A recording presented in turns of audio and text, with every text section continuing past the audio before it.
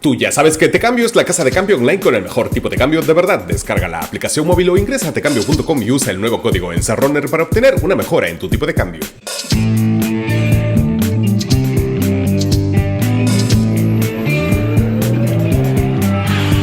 Hola, soy Marcos Cifuentes, bienvenidos al Encerrona, tu mini noticiero en pandemia. Hoy es martes 18 de octubre de 2021 y ayer el dólar cerró al alza, subió 0.46% y se cotizó en 3.949, casi 4.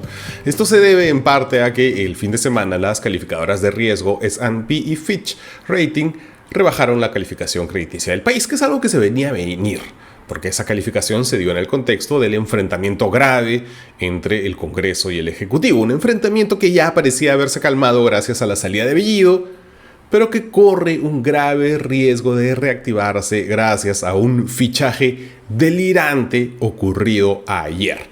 En un tuit con foto y todo, el presidente Castillo anunció nada menos a Ricardo Belmont como su asesor. Ella no es cosito, yo no soy cosito. Ella de vez en cuando me agarra, pero esa es otra cosa. Este Ricardo Belmont, un señor que reúne todo lo malo posible, misógino, xenofóbico, homofóbico. Pero que el poder gay se instaló el poder gay, porque yo estoy de acuerdo que sean gays, pero no que institucionalicen la mariconada. Pero quizás lo más peligroso en este contexto es que el señor es negacionista del virus. Nosotros hemos tenido que desmentirlo en este programa porque dice cosas como esta. Cada vacuna que te metes, escúchame bien, te puede matar, te puede dejar estéril, te puede volver impotente y te puede cambiar tu ADN. Pero ¿quién es Ricardo Belmont? Los más jóvenes ya no lo recuerdan, así que les quiero mostrar este reportaje que hice hace exactamente 15 años, en el año 2006, cuando postuló al Congreso al señor. En 1986, Ricardo Belmont Casinelli le dijo a 70.000 peruanos que ellos, Gente honorable y gente decente, serían los dueños de un canal de televisión. Quienes confiaron en Belmont compraron cada acción a $1 y entre todos pusieron $3 millones para el canal del pueblo. Y ellos, me refiero a Ricardo y a su familia, no pusieron nada, solamente $600.000, pero ¿en qué? En escritorios, muebles, sillas. Por favor, señorita, Canal del Pueblo, inclusive hasta puesto RBC, todos sabemos que es Ricardo Belmont Casinelli. Con el paso de los años, los 70.000 RBCistas se dieron con la sorpresa de que sus acciones de $1 terminaron valiendo exactamente 0.0000010. ¡Y eso no es justo! Pero en los años 80 Belmont era un personaje que se marketeaba como positivo, buena onda, apapachable, la gente lo quería y terminó, aunque no lo crean, de alcalde de Lima. De hecho, él fue el primer outsider de nuestra historia, como Fujimori o como el mismo Castillo. Un outsider, alguien fuera del mundo de la política que termina ganándole a los políticos tradicionales.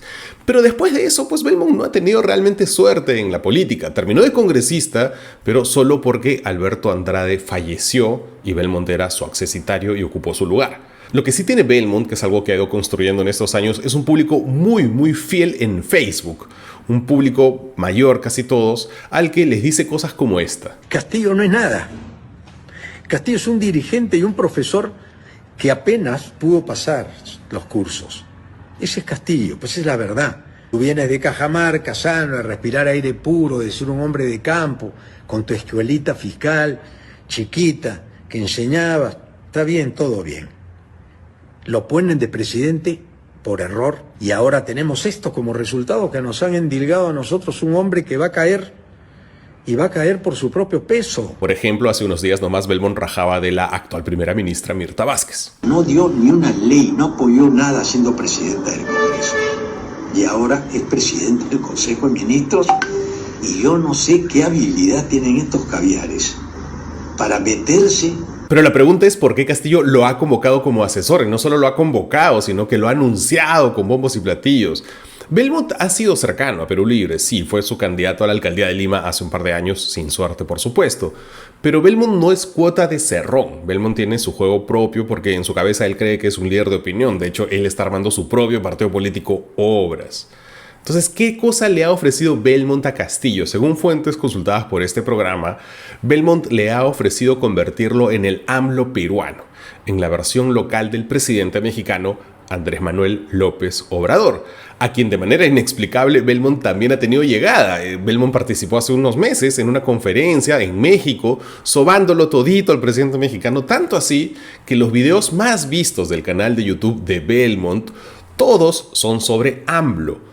Todos vistos y comentados por mexicanos. El señor se hizo más o menos famoso en México entre los super ultra fans de AMLO. Entonces Belmont ha ofrecido eso, aportar esa experiencia, esa pseudo llegada que al parecer tuvo en algún momento con AMLO.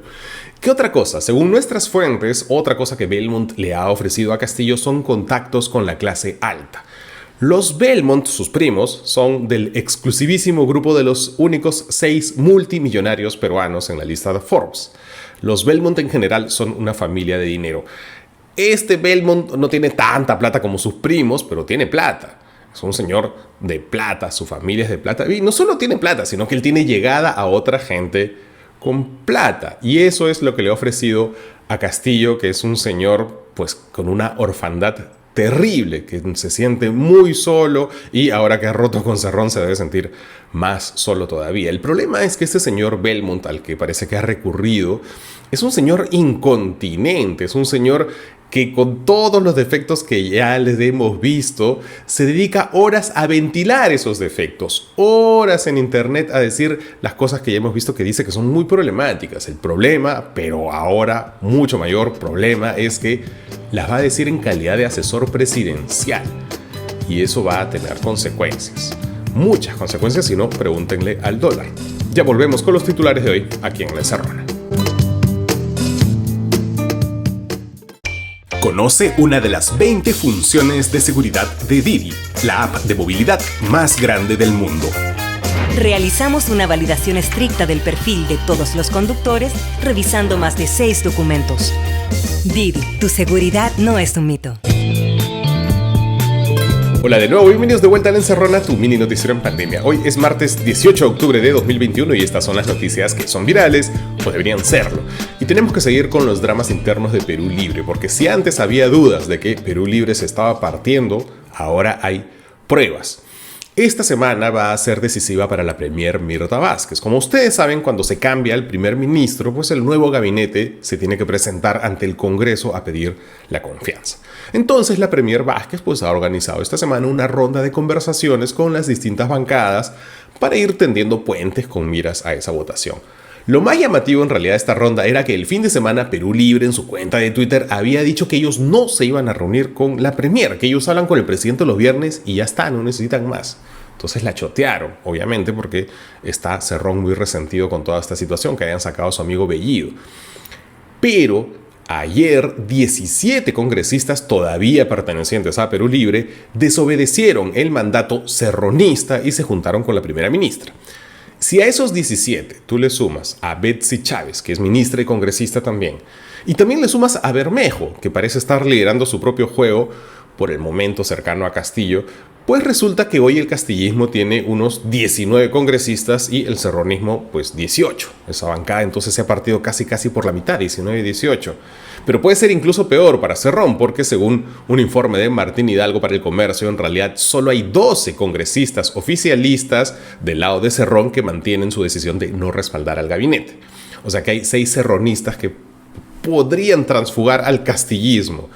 Ahora ya lo único que falta es que esta ruptura se oficialice y que los castillistas terminen formando su propia bancada. Vamos a ver si eso sucede. Hablando de Mirta Vázquez, la premier se pronunció sobre el rochosísimo pedido de impedimento de salida del país para el recién nombrado embajador en Venezuela, Richard Rojas. Un personaje, pues como les dijo Romina ayer, que no solo no parece tener demasiados méritos para ser embajador, salvo haber acompañado en la campaña Castillo, sino que además está siendo investigado por el caso de lavado de activos de Perú Libre, pues un caso por el cual este embajador en Venezuela pues parece que no va a poder ir a Venezuela.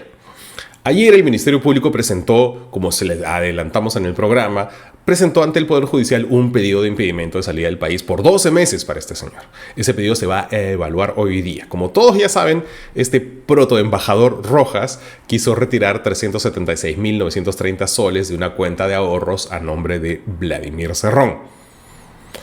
Ante esta situación que ya es francamente farsesca, restablecer de facto las relaciones con Venezuela e insistir con un embajador sin méritos que ya había sido rechazado por Panamá, que sea un investigado por lavado de activos y que además ahora la fiscalía esté pidiendo que no salga del país. Ante toda esta situación farsesca, insisto, la pobre Mirta Vázquez tuvo que salir a decir: si hay una investigación y si hay alguna orden judicial, seguramente se va a tener en cuenta para una evaluación de la permanencia del señor. Esperaremos los resultados de la investigación. Pobre, ¿no? Los sapos que hay que tragarse en política a veces. Y hablando de gente que entra y sale del país, Migraciones ha dispuesto el inicio de la investigación por presunto reglaje a políticos y periodistas en el Jorge Chávez. Como recordarán, Christopher Acosta de Punto Final este domingo reveló que un grupo de trabajadores de Migraciones en el Jorge Chávez pues hacía capturas de imagen de la información personal y migratoria de políticos, periodistas y todo tipo de figuras públicas en realidad. Entonces, cuando el pasajero famoso entregaba su pasaporte, estos patas tomaban su fotito y difundían estos datos en chats grupales que tenían ellos en WhatsApp entre sus trabajadores de migraciones. La información privada que aparecía ahí son datos personales, destino de viaje, aerolínea y número de vuelo. Este tráfico de información ha sido un secreto a voces hace años, sino como se enteran muchos de mis colegas cuando la gente de la farándula o el deporte salen o entran del país y entonces ellos van a ampallarlos, ¿no? Entre los personajes cuyos datos eran traficados, no solo había gente políticamente sensible, que es lo que más se ha difundido, sino también estaban Advíncula, el Cuto Guadalupe, la Yajaira Plasencia, Tilsa Lozano, Ricardo Morán y hasta Doña Peta, la mamá de Pablo Guerrero. Entonces esto no es reglaje realmente, es tráfico de información. Tiene años ocurriendo y la verdad es que ya era hora que caiga toda esta gente. Y el ministro del Interior, Luis Barranzuela, se presentó ayer ante la Comisión de Defensa del Congreso. Él tenía que responder todos los cuestionamientos en su contra, porque son 150 sanciones que recibió cuando era policía, la investigación fiscal por presunto peculado, sus declaraciones contra la erradicación de la hoja de coca, el hecho de que haya sido abogado de Perú Libre, de Cerrón, de Bellido, una investigación de lavado de activos, en fin, un rosario de cuestionamientos, de los cuales el señor respondió poco menos que la mitad. Alegó que muchas de las preguntas eran de carácter privado, personal, y por tanto, pues los congresistas lo citaron de nuevo a una sesión ya reservada. El hecho es que este señor pues no puede seguir en el Ministerio del Interior, ¿no? Es una locura con alguien con esos antecedentes. Hay demasiados vínculos, sobre todo con dos temas muy candentes. Todo este asunto de Cerrón, los dinámicos del centro, el lavado activo, Perú Libre y sobre todo el Braem. Además son dos temas policiales, ¿no? O sea, si el señor estuviera en el Ministerio, no sé, de Ambiente, bueno, igual estaría mal, pero no sería tan grave, tan directa la conexión y tan escandaloso que el señor esté a cargo de estos dos temas. Dicho lo cual, hay algo que este señor dijo el domingo en Cuarto Poder, de lo que algunos se han estado riendo, no es tan exacto. Barranzuela aseguró que la hoja de coca es el principal insumo de la Coca-Cola. Entonces muchos dicen, jaja, ¿cómo va a decir eso? Coca en la Coca-Cola. No es correcto, efectivamente, ¿no? La hoja de coca no es el principal insumo de la Coca-Cola, pero sí es cierto que la Coca-Cola es la principal importadora legal de hoja de coca del Perú. La agencia EFE lo explica muy bien. La utilización de extractos de hoja de coca sin presencia de sustancias narcóticas para elaborar la Coca-Cola fue confirmada en la década de los años 80 por portavoces oficiales de la multinacional a medios estadounidenses como el New York Times, donde negaban que la bebida contuviese actualmente cocaína. Cuando se fundó era otra cosa. Las hojas de coca son adquiridas por Coca-Cola a Stepan, una compañía que las importa principalmente de Perú y Bolivia para, con supervisión de la DEA, extraerle el clorhidrato de cocaína, según un informe publicado por la BBC. De hecho, el expresidente de Devida, Rubén Vargas, explicó que la Coca-Cola compra al Perú 150 toneladas de coca anualmente. Es el mayor volumen de exportación en hoja. No es el principal insumo de la Coca-Cola, como dijo el ministro, pero la Coca-Cola entonces sí es el principal comprador de hoja de coca. Pero una cosa interesante que quizás el ministro tendría que entender bien. Lo que compra la Coca-Cola sale de 217 hectáreas, que se las compra a ENACO, que es la empresa nacional estatal de la coca, que técnicamente debería tener el monopolio de la hoja de coca en el Perú, técnicamente. Entonces, la coca Para la Coca-Cola sale de solo 217 hectáreas. La hoja para el consumo tradicional, todos los peruanos hemos chacchado coca alguna vez en nuestra vida, pues eso sale de otras 10.000 hectáreas. Eso incluye tu caramelito de coca, tu mate, bueno. Allí tienes unos 10.200 hectáreas de hoja de coca con destino legal. ¿Saben cuántas hectáreas tiene el Perú según el último reporte oficial de DEVIDA, hectáreas de cultivo de hoja de coca? 54.655. O sea, nos sobran 47.000 hectáreas de hoja de coca que se va ¿a dónde? Entonces, no sé si esto es una primicia para el ministro, pero el narcotráfico es un problema bien grave para el Perú. El hecho de que exista un mínimo de cultivos de hojas de coca con destinos legales, la Coca-Cola, tu mate de coca, sí, existe. Pero eso no significa que la gran mayoría de hoja de coca no termine enriqueciendo narcos. Y si un ministro del Interior no puede o no quiere entender esto, pues tenemos un problema. Estos fueron los titulares de hoy. Ya volvemos con los cuidados aquí en La Encerrona con Marcos Cifuentes. ¿Todavía pierdes el tiempo lavando y planchando ropa? Descarga la app Jeff y realiza tu pedido. Ellos recogen tu ropa donde y cuando quieras, lavan, planchan y las entregan justo a tiempo. Con Mr. Jeff, olvídate de lavar y planchar. Descarga la app Jeff.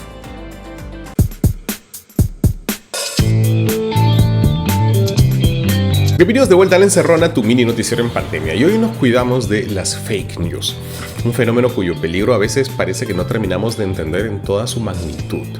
El fin de semana se hizo viral un video de un par de señoras sanisidrinas que se metieron a hacer un escándalo a la librería Book Debunked, porque esta librería había cometido el pecado de acoger una entrevista al expresidente Sagasti y vender su libro allí.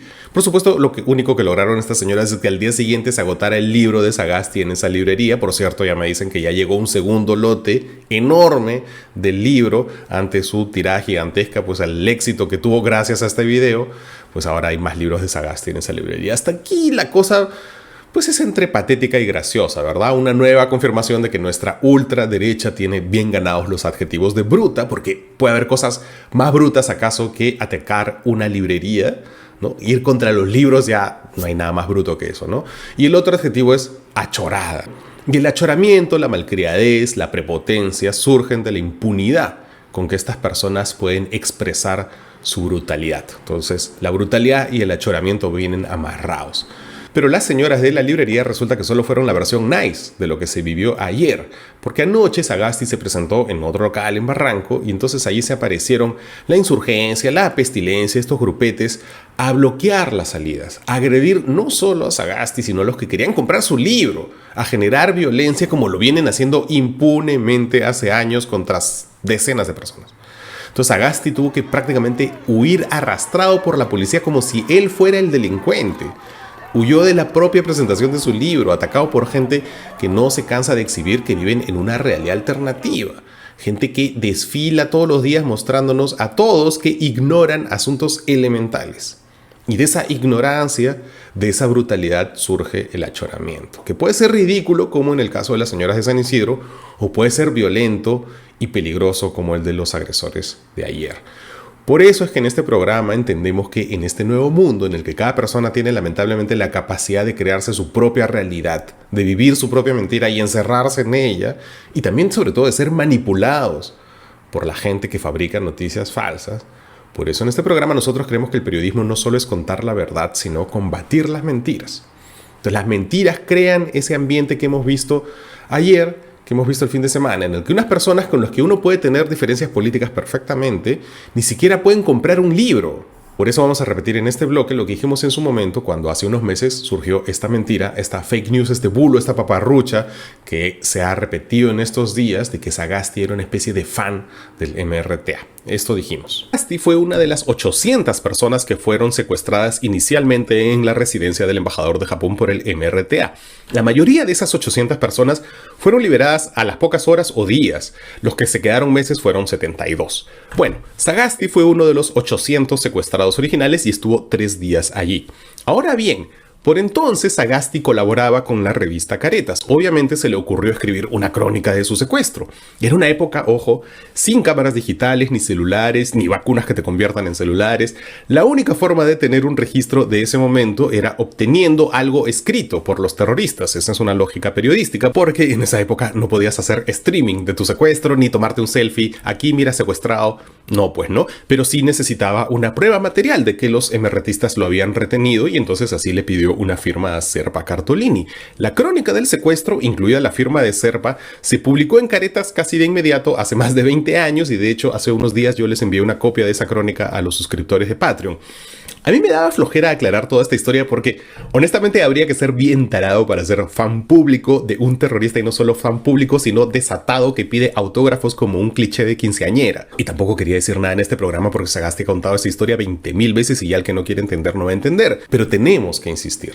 El achoramiento que surge de la brutalidad pues se tiene que combatir con información real, con información verificada, y eso es lo que vamos a seguir haciendo en este programa, porque es lo que toca que hagamos. El periodismo ya no puede ser un altavoz nomás, tiene que ser ahora y sobre todo un filtro. No hay tiempo para más. Recuerden que La Encerrona está libre de derechos. Llévensela a sus radios y televisoras locales y búsquenla en YouTube, Instagram, Facebook, TikTok, Spotify o donde sea que escuchen sus podcasts con el hashtag La Encerrona, y rótenla con su familia y con sus amigos que ya se habían olvidado de Ricardo Belmont. Con ellos también, porque La Encerrona es gratis, y es gratis gracias a todos los que yapean, los que plinean, los miembros del canal de YouTube y todos los que se han suscrito en Patreon, que es una plataforma muy segura de usar, muy fácil, inténtenlo.